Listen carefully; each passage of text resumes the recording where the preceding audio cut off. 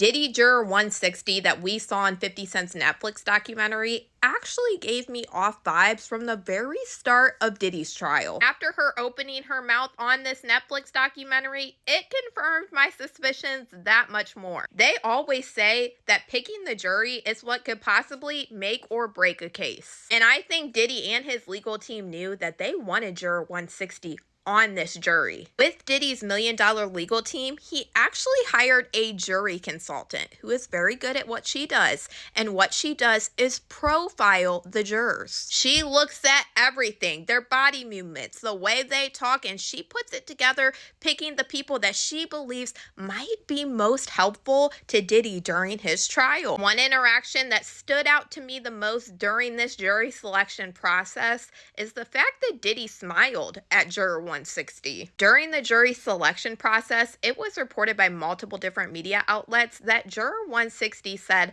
"I wish I knew the names of the celebrities that were on the list that were going to be brought up during Diddy's trial." And it was reported that when she said that, Diddy smiled. And Diddy most likely smiled about this because she said she wished she knew these celebrities that were being named.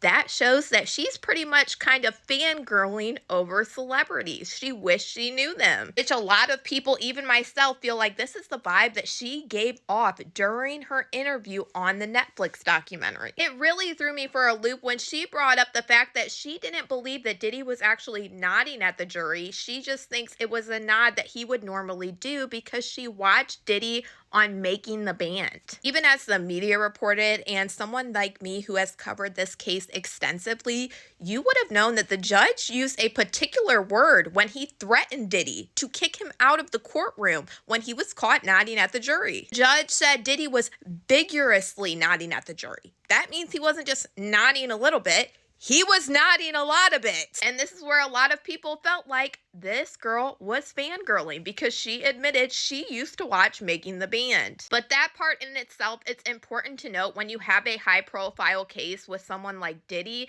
it's not unnecessary for people to know of him. They will still select jurors, but they are not supposed to be biased. The judge in Diddy's case did ask these jurors that got selected, "Are you sure you're not going to be biased?" Because they can't have somebody that's biased on the jury. And if any of them said, "Yes, we do feel like we're going to be biased," then they were removed from being put on this jury. I also hated the way that Juror 160 was smiling and smirking through different parts of her interview, especially when they talked about the violence. Me and most people, that did not come off sincere because they asked her, "Do you think Diddy's a violent person?" And she said sometimes he was in the CNN video. Well, no duh. And all of this, including what Kalina Harper talked about in the Netflix documentary, really made me think about Diddy's 1999 case. Kalina Harper was talking about the fact that Diddy reached out to her after Dawn Richard filed her lawsuit. And we also saw the videos that Diddy was having somebody record of him actually doing this, which is insane in my opinion. Diddy wanted Kalina Harper to put out a public statement basically refuting anything that Dawn Richard said in her lawsuit, which Kalina Harper did end up doing. And the reason why I was so shocked that Diddy was actually recording himself call Kalina Harper is because prosecutors allege Diddy reaching out to Kalina Harper continued when he went to jail a couple of days after he recorded those videos. This is where the prosecution alleged that Diddy was tampering with witnesses, and this is the reason why Diddy kept getting denied bail, because the judges were saying there was clear evidence that he was reaching out to witnesses.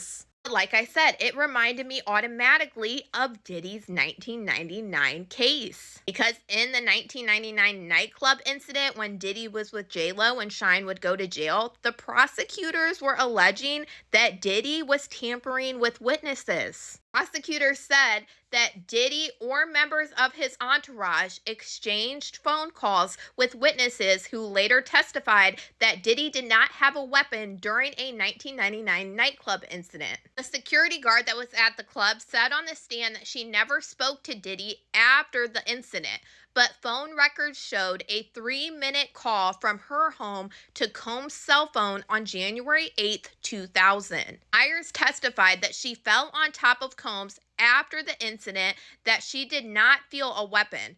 The prosecution said this contradicted what she told police immediately following the incident. The prosecution's evidence during this trial also showed records of 5 calls in January to the hip hop star from a cell phone owned by an auto technician, who also testified that he did not know Combs, while his phone received 1 call from Combs. Records also showed 22 December calls from witness Glenn Beck's home to one of Combs' bodyguards, Paul Offord. This evidence back in 1999 was introduced to support the prosecutor's accusation that the defense had tampered with witnesses. And as you know, one of the victims in the 1999 nightclub incident, Natanya Rubin, who is the sweetest woman ever, actually said since the beginning of this and even during trial that Diddy is the one that shot off the weapon that ended up hitting her in the face. We all know that Diddy did get acquitted during this trial, and then Shine ended up spending 10 years in jail. But Natanya Rubin didn't stop there. She actually filed a civil lawsuit against Diddy,